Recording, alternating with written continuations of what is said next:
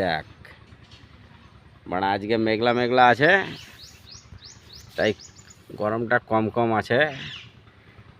আর বাড়া এই গাছতলায় বসে আছি বাড়া, এই ভ্যানটাতে, বুঝলি রে বাড়া।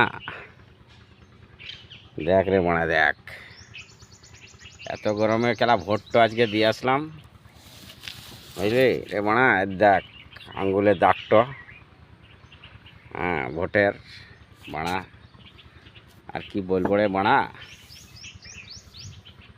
আর এই যে সাধু বাবার আঁকড়া বাড়া,